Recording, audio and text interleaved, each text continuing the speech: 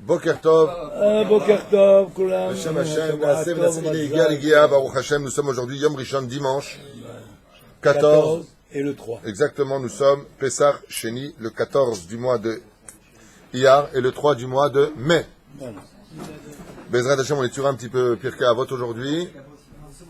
Pour la Refoua Shlema et la Hatzlacha, Bezrat Hashem, de tous les enfants d'Israël, là où ils se trouvent. Une belle alia pour tous ceux qui veulent monter dans ce merveilleux pays qu'est Eretz Israël, Bezrat Hashem. Nous rejoindre pour fabriquer ce pays et ne pas le critiquer, pour le construire, Bezrat Hashem. Vous savez qu'aujourd'hui c'est la Iloula de deux grands Tanaïm, Rabbi Meir Baal HaNes alav Shalom, je pense qu'il n'y a pas besoin de la Rikhbezé, on a fait un shiur l'an dernier. Rabbi Yehuda Bar Ilai, qui est une grande ségoula pour la Parnassa, donc ceux qui sont en Chutz Laaretz devront allumer une bougie au moins, Bezrat Hashem. De toute façon, je pense que c'est assez bien organisé. Et c'est aussi Pessah chez nous, on a l'habitude de manger de la matzah, faire une séouda avec la famille. Mais sans plus tarder, on commencera dès maintenant un enseignement avec Rabbeinu qui nous dit Yesh makom mezuman letova ve'u adin le'efer. Certains endroits sont prédisposés au bonheur et inversement. Il y a des endroits qui sont bien pour être heureux, et il y a des endroits où il y a eu des avérotes qui seront mauvais pour être heureux. Comme quelqu'un, bon, je ne vais pas parler de ça, c'est trop long. L'homme est chané. L'inyan tovot veraot abaot la adam karov le derech hateva, akol lifi azman lifi amakom. Il dit, en ce qui concerne les bienfaits et épreuves atteignant l'homme, de manière apparemment naturelle, tous seront régis par la destinée du moment et de l'endroit. En d'autres termes, il n'y a pas de hasard dans la vie d'un homme, chose que nous savions déjà. Vefara kinam harif beto, il dit, celui qui se venge par jalousie détruira sa propre maison. On croit qu'il est strictement interdit de se venger, comme vous l'avez compris, par la jalousie. Vous savez que celui qui est jaloux, il diminue son mazal. Vous savez pourquoi? Parce que celui qui est jaloux, qui jalouse les uns et les autres, comme il a ses yeux déposés sur le mazal des autres, le sien se retrouve orphelin. Et sur ce, il perd son mazal. Lo pachot de lo yoter. C'est pour ça qu'un homme qui veut vivre heureux devra principalement, Be'ezrat Hashem, s'occuper de ce que Dieu lui a donné, d'apprécier ce que Dieu lui a donné, et vous verrez que sa vie changera et augmentera. Car si tu sais dire merci à ce que Dieu t'a donné, Dieu a des raisons de te rajouter autre chose. Mais si tu sais te plaindre de ce que Dieu t'a donné, si tu ne sais pas apprécier ce que Dieu t'a mis dans les mains, il est évident que même ce que tu as, tu ne mérites pas quelque part. Essayez en tant que parent avec vos enfants. Votre fils se plaint de tout ce que vous lui donnez. À la fin, vous n'avez plus de raison de lui donner parce que de toute façon, ça ne change rien. On appelle ça litron maïm. On appelle ça moudre de l'eau. C'est vrai que tu mouds de l'eau, mais d'autre côté, quand ça arrive, ça refait une flaque. De la même façon, l'homme, Bezrat Hashem. Mais il faut la tête. אני לא יודע. האוטובוס פה, לא, תחכו שכולם ישבו, האוטובוס מלא בכל אופן. בסדר. אני לא יודע, אני לא ארגנתי את זה, אני לא יודע. טוב, המשנה אומרת,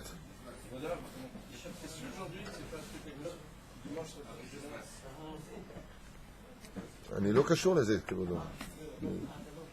לא, אני לא ארגנתי את זה, ללכת עם האברכים בעזרת השם. בסדר? רגע, תחכו את כל האברכים בבקשה מכם. תשאל אותם, בסדר? אני מודה לכם. כולם מזאת ומעשים טובים. טוב, יאללה. הוא היה אומר, רבותיי, je vous sens un petit peu dissipé ce matin, c'est normal. C'est un jour de fête, Pessah Sheni. ברוך הבא הלאה. הוא היה אומר, חביב אדם שנברא בצלם, חיבה יתרה נודעת לו שנברא בצלם, שנאמר בצלם אלוהים. לא, מה פתאום? מי שם לי את זה כאן? זה כבר עשינו, אנחנו בפרק ג' ד'. לא.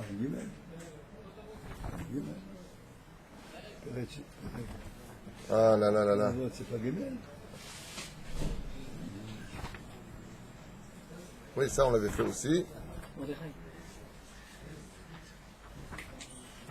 Moi j'en ai pas eu. Ok. Excusez-moi, mais on m'a changé ma feuille. Kanema Domé.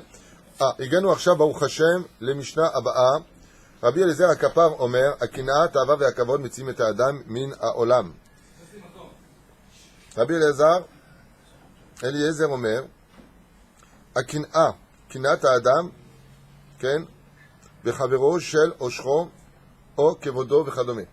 צריך לדעת שכל מי שמקנא בחברו, tout celui qui est jaloux de son, c'est la Mina Shamaim, c'est la suite un petit peu de ce qu'on vient de voir, tout celui qui est jaloux de son prochain, il faut qu'il sache que c'est quelqu'un qui a très peu d'émouna. Pourquoi? Parce que celui qui est jaloux de l'autre, c'est celui qui estime que Dieu ne fait pas bien son travail. Pourquoi lui il a et moi j'ai pas? En ce sens, il y a, qu'on le veuille ou pas, dans la jalousie de l'homme, un jugement clapé à Kadosh Baruch Hu. C'est pour cela qu'une personne, comme on l'avait vu dans la première Mishnah de Perek Revi'i, du 4e chapitre, Ezeu Ashir, Asamer Bechelko. Le riche, c'est celui qui est content de ce que Dieu lui a donné à lui. Perouche Adavar, qu'est-ce que ça vient nous enseigner? Que la vraie richesse dans ce monde, c'est celui qui est conscient qu'il y a un maître du monde, et que si aujourd'hui toi tu n'as pas de parnassa par rapport à l'autre qui gagne énormément d'argent, ou plutôt on va prendre un cas plus difficile, toi qui travailles comme un forcené, qui arrive à peine à t'en sortir, et l'autre travaille 1 heure par jour et il gagne le centuple de ce que tu gagnes, si tu n'as pas compris que le tikkun de la personne qui gagne beaucoup plus d'argent, dans son épreuve à lui par exemple, c'est quoi? Étant donné que tu gagnes 20 000 shekels en 1 heure de travail par jour, honnête bien sûr, eh bien c'est que Dieu t'a mis dans l'épreuve de tu dois étudier minimum 4 heures par jour. Et si tu ne dis pas ces 4 heures par jour, tu rendras des comptes. L'épicha, son épreuve à lui, c'est d'aller étudier la Torah.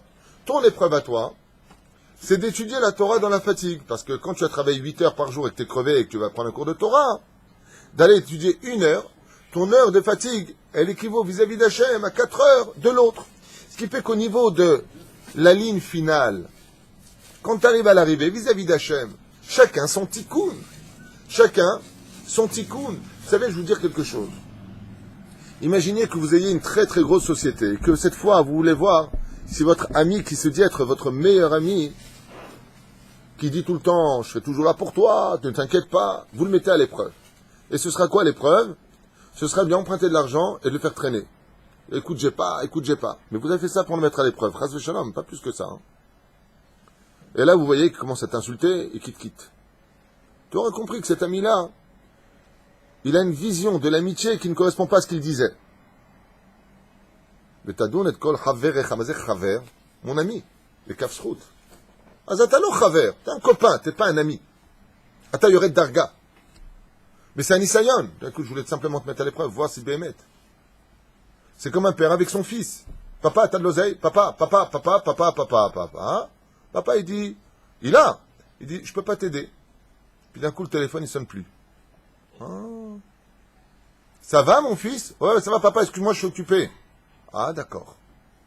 Papa, il comprend qu'il n'était qu'une banque pour ses enfants.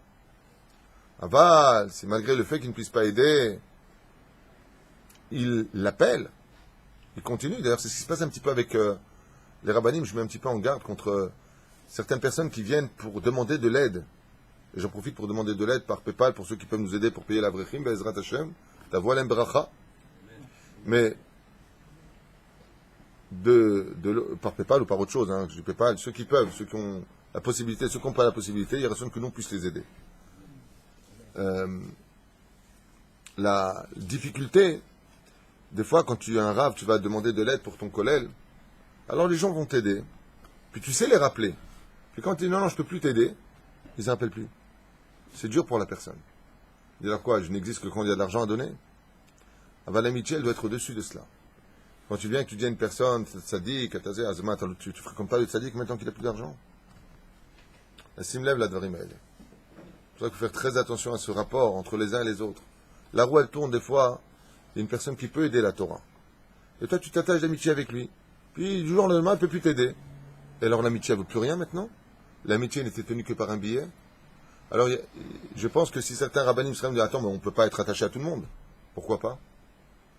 Et s'il te dit, j'ai mis shekel à te donner, tu sauras te rattacher? Je comprends pas. C'est quand tu veux. C'est pas une critique que je fais. C'est une mise en garde. Moi, Baruch Hashem, jusqu'à aujourd'hui, je suis en rapport avec des amis qui nous ont aidés il y a déjà plus de 15 ans. Et on est encore au Kesher au téléphone. Et ils ne peuvent pas aider. Mais je suis toujours avec eux, grâce à Dieu. Je dis pas ça pour me vanter, je dis ça pour un exemple. Pourquoi? Parce que Bezrat Hashem, la roue tourne dans la vie d'un homme. Des fois, il peut aider, des fois, il ne peut pas aider. Tu as su prendre, il faut être aussi là pour eux. Bezrat Hashem.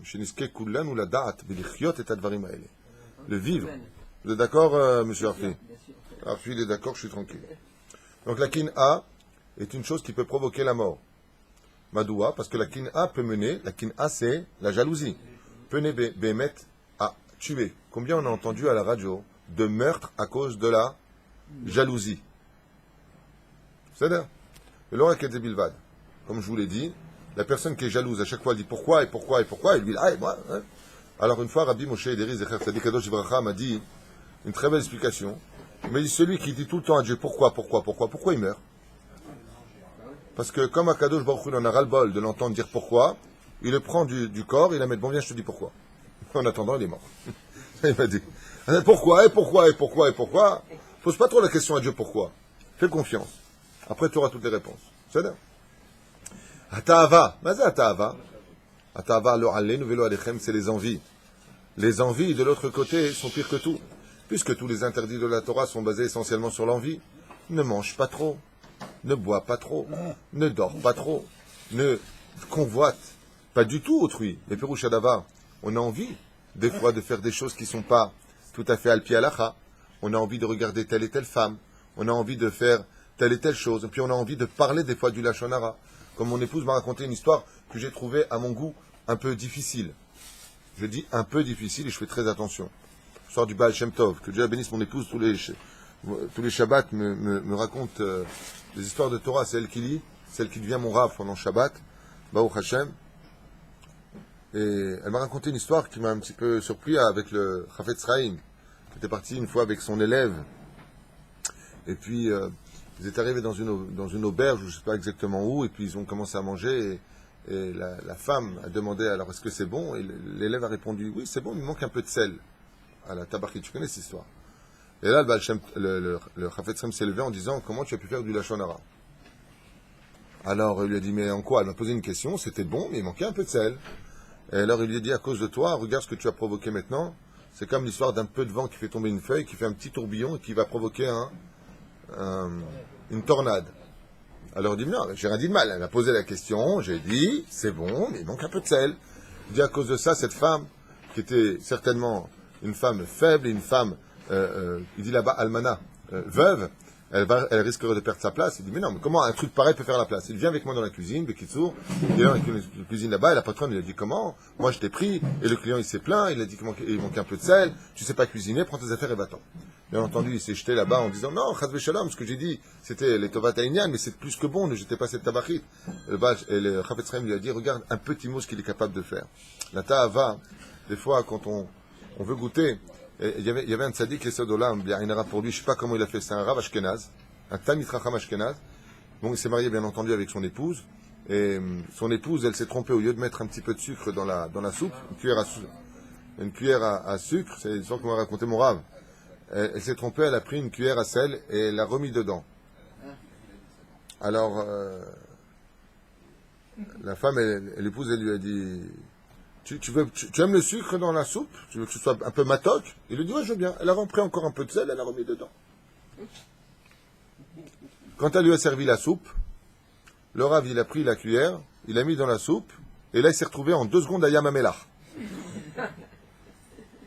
Chez Akon Yabid Baro, il est resté bloqué, choqué, et sa femme, elle lui a dit, c'est bon? Il lui a dit, j'adore. En rentrant dans la cuisine, il s'est rendu compte que le sel, il était là-bas, et que le sucre était là, qu'elle avait pris le sel qui était là-bas. Alors elle était persuadée que son mari adorait manger salé.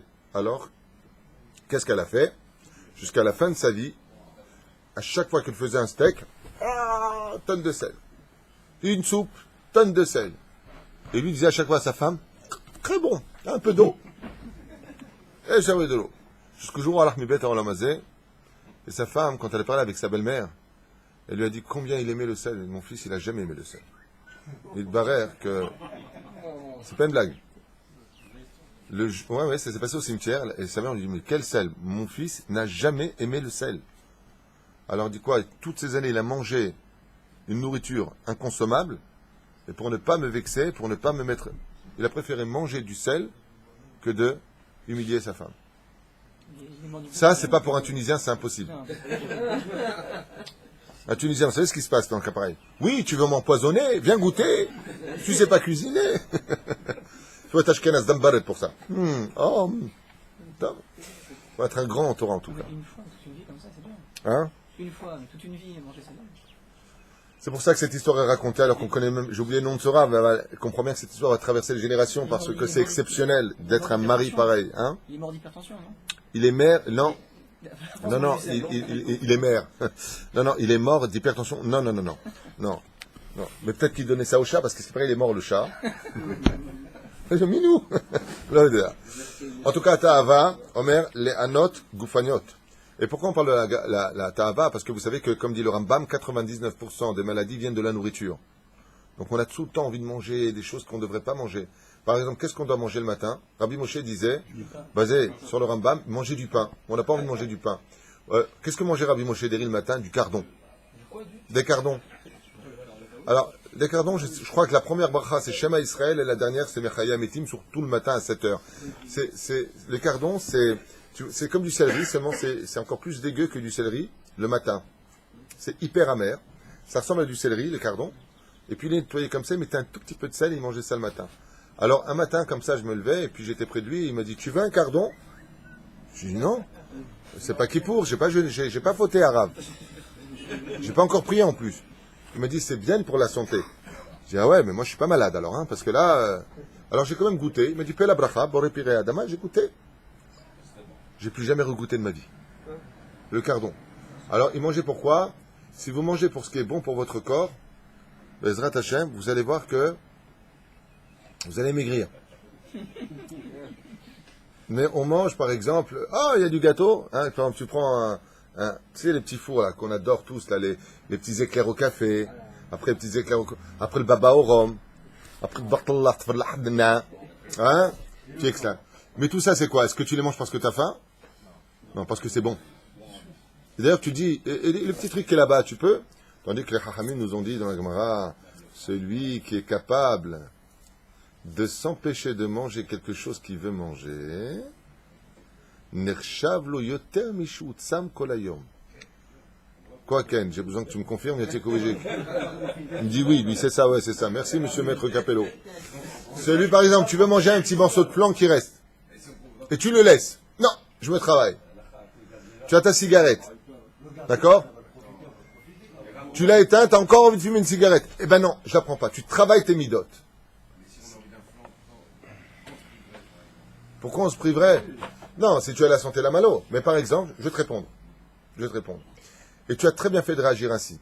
Le Zohar HaKadosh nous dit que si vraiment, vraiment tu as envie d'une chose, bien entendu, tout ce qu'on dit, c'est cachère. Le mec, il a envie de la femme de l'autre. Ah, c'est vraiment tu as envie, alors quoi? Haz v'shalom. On parle de choses qui sont cachères, fais très attention. Si vraiment tu as envie d'une chose, par exemple une montre, tu as les moyens de te l'acheter, et que cette montre ne te lâche pas, alors que d'habitude, tu n'es pas comme ça. Le Zohar HaKadosh te dit, sache que dans cette montre, il y a quelque chose qui t'appartient. Il y a quelque chose dans cette montre, un netzot, qui est en rapport avec toi.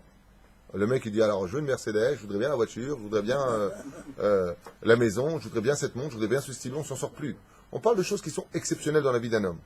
Il est passé devant une boutique et ça lui parle. Comme si que ça l'appelait vraiment très fort. Le Zohar nous dit que dans cet objet, il y a quelque chose il y a un netzot qui est enfermé là-bas, qui est en rapport avec son âme. Hein? Pareil, ouais, les femmes, je sais pas, parce que on s'en sortirait pas si je te dis oui. Tu vas pas le frapper parce qu'il a posé la question quand même.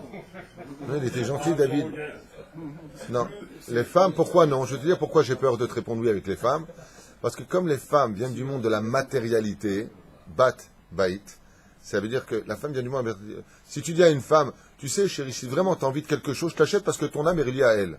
Oh punaise, t'es foutu. Tu vois ce que je veux te dire? Et que ça te va rien. Alors si vraiment, vraiment elle veut, tout celui qui gâte sa femme gâte son mazal. Bezrat Hashem, tikne là, si la personne elle peut, même plus que ses moyens. Bezrat Hashem, une fois tous les 10 ans, tu peux. C'est pas vrai, hein? Voilà. Tu achètes à ta femme, Bezrat Hashem, ou tu fais comme moi. Moi, je loue un bijou, je lui offre. Le lendemain, je le ramène. Et je lui dis, t'as perdu ta bague? Haz v'shalom. C'est une blague, hein? Allez, Atahava, les Anod de Goufaniot. Pérouche Adava, il va esquinter son corps par toutes sortes d'envies. Il va esquinter leur anuver lechem. Comme des gens, ils sont très attirés par le rapport. Alors, même le rapport, il doit être... Faire attention, c'est de l'envie. Le rapport, et c'est très difficile parce qu'une personne qui est atteinte de cela, il faut savoir que plus la personne sort de lui sa semence, et plus il rétrécit les jours de sa vie. Pourquoi? Non, c'est pas une blague. Parce que la semence, c'est la rigueur du corps. Adam, il est mishto, c'est une misva, bevadaï, d'aller avec son épouse, de misvatona, vous avez compris de quoi je parle, de faire plaisir à sa femme. Kol tov a fait de vivre une histoire d'amour dans le couple, j'insiste tellement sur ce point-là, donc tellement de cours. Une histoire romantique avec sa femme. D'être gentleman, de faire rire son épouse. Aval mitzat sheni, lo kol azman. Des fois, des chambêtes qui viennent me voir, le mec, il veut le matin, il revient l'après-midi, il veut l'après-midi, il revient le soir, il va mourir jeune, celui-là. Il est fou. C'est pas comme ça que ça se passe dans la vie d'un couple. Ça veut dire que quand les choses sont trop répétées, on descend du niveau de diamant au niveau de cailloux. Les cailloux, il y en a partout. Les diamants, c'est rare. Une chose qui est faite de façon, non pas rare, mais en tout cas de façon intelligente, devient automatiquement un diamant aux yeux de l'homme. C'est comme la nida. Hein, qu'est-ce que tu m'as dit ce matin? Baruch Hashem, j'ai jamais autant aimé ma femme depuis qu'elle est nida. Pourquoi? Maintenant qu'on peut plus se toucher, quand vient le moment, je vis des moments extrêmement importants. Mais quand ta femme, tu fais pas la nida, c'est du, comment ça s'appelle ça, du Courant. pas du courant ni du gaz, Henri, c'est du banal. Tout devient banal dans la vie du couple. C'est ça. Et une troisième chose qui enlève la vie de l'homme, comme le dit aussi Rabbi Nachman de Breslev, le kavod. Omer, urdifa achar kavod, sorera, kol hamotzi'ina adam min ha'olam. Aywa, motzi'im et adam min ha'olam. Donc, on a vu trois choses qui raccourcissaient la vie d'un homme. Celui qui avait de la jalousie, celui qui avait des envies, et celui qui avait du kavod. Il veut qu'on le respecte. Il y a des fois des gens qui se mettent à étudier la Torah pour entendre Gvod Arav, Arav Gaon. Il y a déjà des rabbanim, tu entends Gvod Morenu, Verabbenu, Ateret Rofshim, Vitifartenu, et c'est des gens que je connais. Ils ne savent même pas étudier une Mishnah. Seulement, ils ont un don de voir ce que tu as mangé hier. Et on est dans la génération aujourd'hui où celui qui importe le plus, c'est celui qui est capable de te dire ce que tu as fait dans ton passé. C'est dommage. C'est dommage que notre Torah soit descendue aussi bas. C'est dommage qu'on ne sache pas apprécier ceux qui ont vraiment de la Torah en eux, les vrais Talmidei Chachamim, des Rosh Kolelim, des Rosh Mosdot, des Rabbanim qui bémettent ont de la Hirat Shamayim, des Rabbanim qui connaissent le tour, le Shulchan Aruch. Et nous, on est attirés par quoi aujourd'hui? Par des boules de cristal. Chaval Meod. Et sachez une chose, ça fait descendre notre Torah dans la poubelle. Tôt ou tard, la vérité se sait de toute façon. Avant juste que vous sachiez que c'est, comme on l'a vu hier dans Maseret Avot, puisqu'on a fait Pirkei Avot aussi pendant Shabbat, que Asel et Charav, il n'y a pas marqué Asel et charlatan. On se fasse des Hashem, des vrais rabbanim, des rabbanim qui ne vont pas se servir de kolelim ou de yeshivot comme support. Et de l'autre côté, comme je disais à mon épouse vendredi, que Dieu la bénisse, elle et son mari. Amen. Merci. Et vous-même. Je disais à ma femme, de l'autre côté, il en faut aussi, il y a aussi du bien dans ce mal.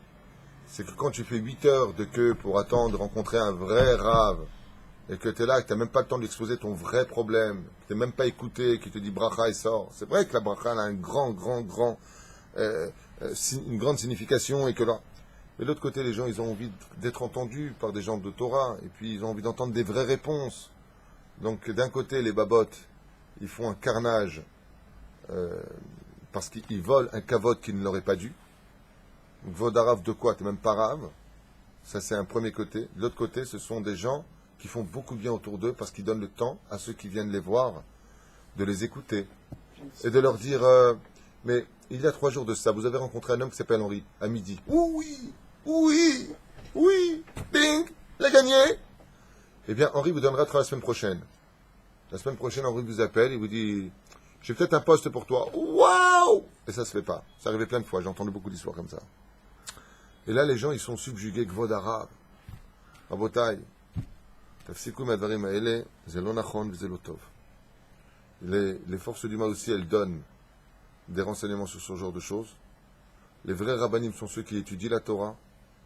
C'est pas ceux qui sont toute la journée en train de tourner d'un endroit à l'autre. Le tafsikou madvarim haele, tzich lechabed talmidei chachamim amitiyim. Le Rav Kanievski, le Rav David Abu Hatzera, et le Gdolé Ador. Alors aujourd'hui, chaque personne, dès qu'il est le descendant d'un grand Mekoubal, ça y est, moi aussi je suis Mekoubal. C'est pas que je juge, Chaz Shalom. Je juge pas, j'aide. Ce que je dis, moi, j'ai aucun intérêt, j'ai aucune jalousie. Mais alors, pas du tout. C'est pas le chemin de la Torah. Il faut s'attacher à un rave. Quand tu lui poses une question à l'halakha, il est baki dans l'halakha, il connaît la halakha, il connaît Bezrat Hashem, les déots de chacun. Zé aderech amiti. De toute façon, vous verrez dans les Dvar Torah qu'ils font, ces genres de rabbanim, dit rabbanim, vous allez tout de suite, celui qui a un peu de Torah en lui, c'est tout de suite qu'il ne connaît rien en Torah. Ils prennent des sujets très, très vagues comme ça. Achem Bezrat Hashem tassim ou lève les attachez-vous avec des vrais talmidei chachamim. C'est ça. Mais on l'a mazé, on l'a pas. Moi, j'ai aucun intérêt, au contraire. Au contraire. Le Rav David Menaché, mon cher et tendre ami, lui, dénonce ces rabbanim-là. C'est des charlatans. Moi, je dis même pas ça. Pourquoi? Parce que j'ai vu de mes propres yeux combien ils prenaient de temps pour les écouter. Et les gens, ils sortent avec des larmes. Ils sont contents. Ils ont été entendus. Donc, ils jouent un peu le rôle du psychiatre. C'est quoi un psychiatre? C'est quelqu'un qui laisse parler l'autre. Il le laisse parler le psychologue. Et ça fait du bien à la personne d'être écoutée. Vous comprenez? Ils prennent de l'argent. Oh, mais ils ne prennent pas d'argent. Alors, Zéachéla, il y a des gens, ils ne vont pas demander d'argent. Il y en a d'autres, tu ne leur as même pas appelé, ils te disent, c'est 1000 shekels le tikkun. Mais c'est pas ça que je veux dire. Il y a des gens qui ne sont pas là pour l'argent. Il y a des gens qui sont passés pour des raves, pas pour l'argent. C'est ce que je dis, c'est pas de moi. C'est un enseignement de Rabbi Nachman de Breslev, c'est ce que j'ai lu. Pour le kavod. Ils adorent le côté embrasse-moi la main, Gvod Arab à Gaon. Alors que Rabbi Nachman de Breslev, c'est ce que j'ai dit à ma femme. J'ai parlé d'un rave qui est pour moi un Gaon, pour moi un homme exceptionnel. Même si je ne suis pas d'accord avec tout ce qu'il dit, je le dis à voix haute, j'ai pas de problème, et je lui ai dit d'ailleurs au téléphone, je ne suis pas tout à fait d'accord avec tout ce qu'il dit, mais tu vois cet homme-là, mais il reflète pas du tout le grand rave, quoi. Le rave Uri Cherki, qui est à la yeshiva du Machon Meir. Or, tu vois, ce rave-là, il va te regarder avec son pull. Allez, vaille, que bien des rabbanim arrivent à son niveau en Torah. Allez, vaille. Cette Torah de feu, cette intelligence qu'il a de décortiquer la Torah, c'est merveilleux. Et puis lui, c'est pas du tout... C'est comme dit Rabbi Nachman de Breslev. Quand je le vois lui, je vois l'enseignement de Rabbi Nachman. Comme nos rabbanim en Tunisie. Quand est-ce qu'ils étaient simples? Ah, Yaoul dit, ça va, tu parles avec une montagne de Har Sinaï. Ils étaient simples, les gens, avant. Aujourd'hui, il y a une espèce de recherche de... Gvod, Lama. Bien sûr, si c'est vraiment un grand comme le Rav Yitzhak Yosef, si c'est vraiment un grand comme Baruch Hashem, le Rav Eric Garbian, mon Rav, c'est mamash Gvod Arav. C'est des vrais Talmidei Chachamim. Il faut donner du kavod à la Torah. Et quoi, tu te mets une serviette sur la tête, tu as pris 2 Mishnayot, 5 halachot, ça a été Baba Shiddish, noir. C'est quoi cette embrouille?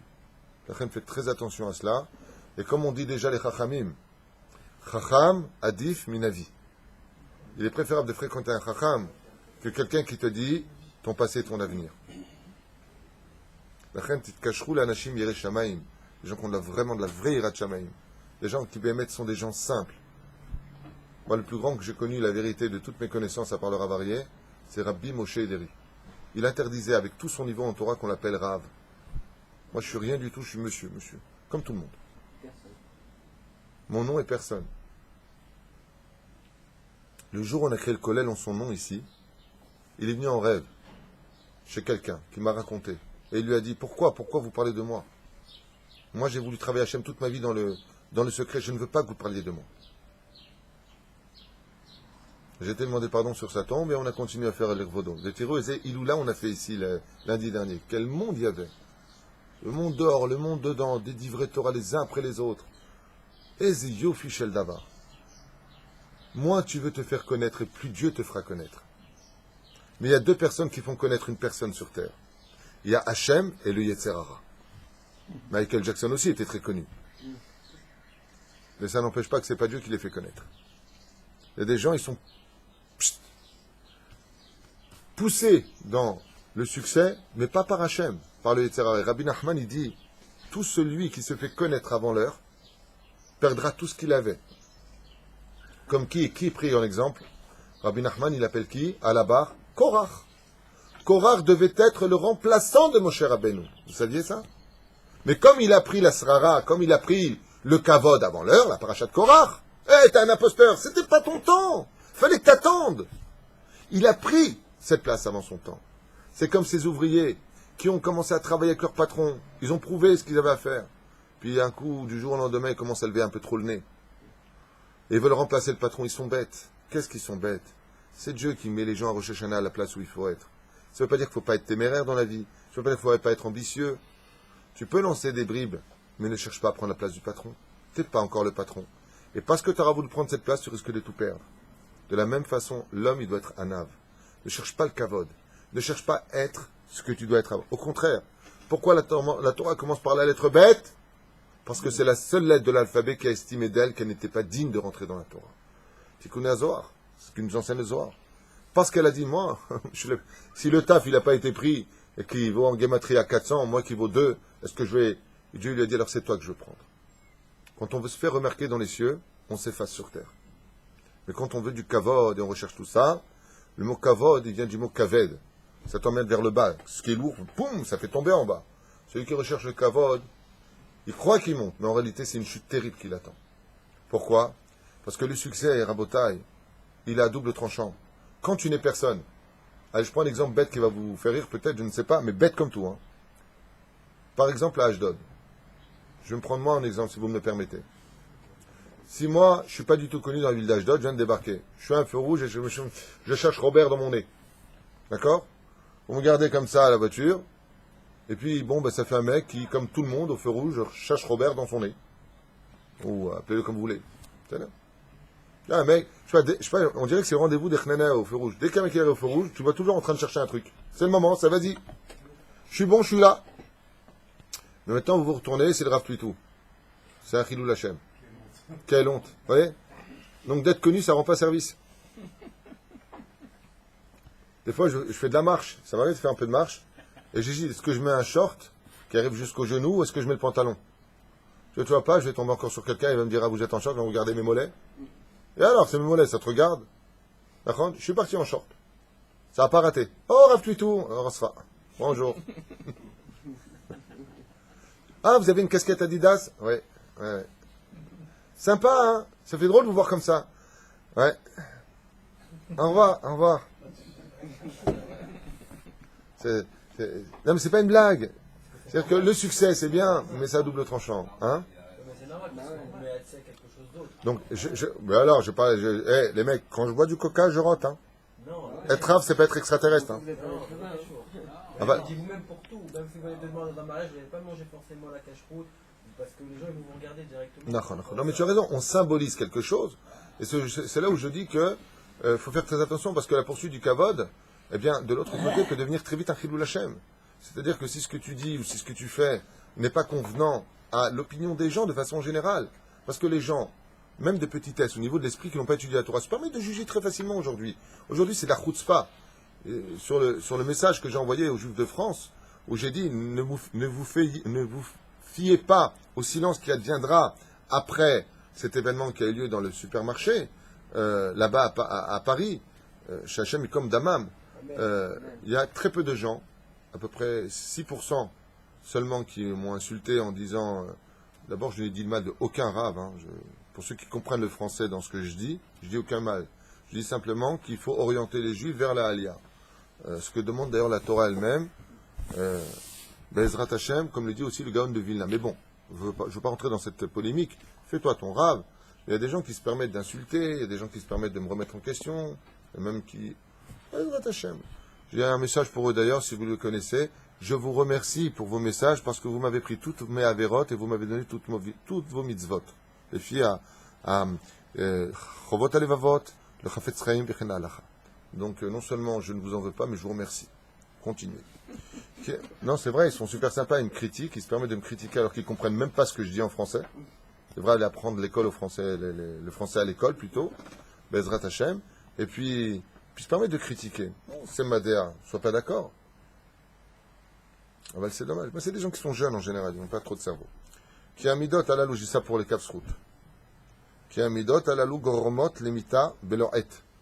Quand les Chachamim nous disent, celui qui a une de ces trois choses en lui, automatiquement, il provoquera la mort dans les cieux, bien au-delà du temps qui lui était prévu.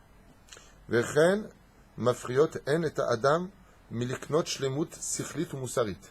Et étant donné que ces midotes-là, d'être jaloux, de chercher le kavod et les envies, tel qu'on a étudié, étant donné que ces midotes-là, ces mauvaises vertus, empêcheront l'homme d'arriver à son tikkun. Donc il est obligé de partir plus vite de ce monde pour revenir en Gilgoul, puisque là, tu es parti dans un mauvais chemin. C'est comme quelqu'un qui prend une route qui va à l'extrême opposé de la cible où il doit arriver. Et résultat des courses, on arrête, on dit bon, on recommence à zéro, hop, on recommence le jeu. Perouche à Davar, hop, tu recommences.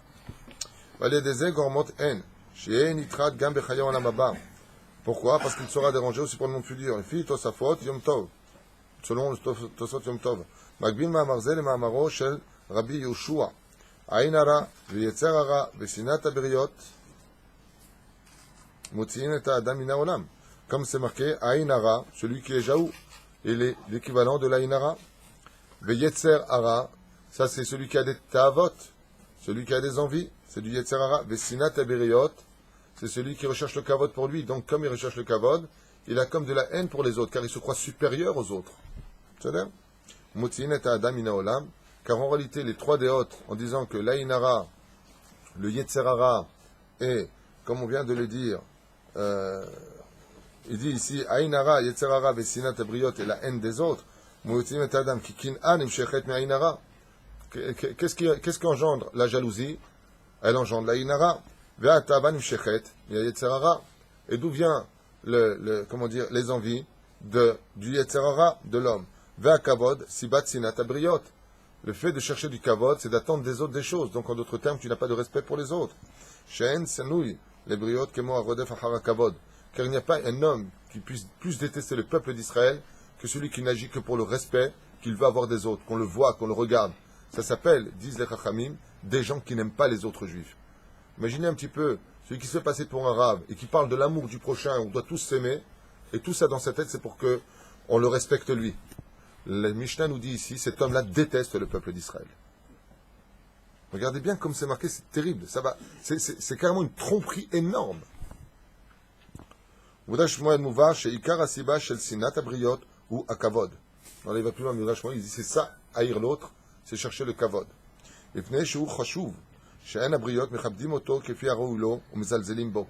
Donc il estime que les gens, les alzelimbo, donc de son côté, dans son cœur, il ne leur porte pas référence. Je n'ai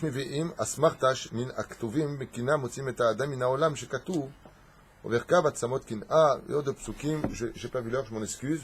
On va s'arrêter là et on reprendra cette Mishnah Bli Neder, Yom Rishon, Abba, Be'ezrat Hashem, ou la suite, plus exactement. D'être jaloux de personne, de contrôler nos envies et surtout, Be'ezrat Hashem, de respecter et ne pas rechercher le kavod. Kol Tuv.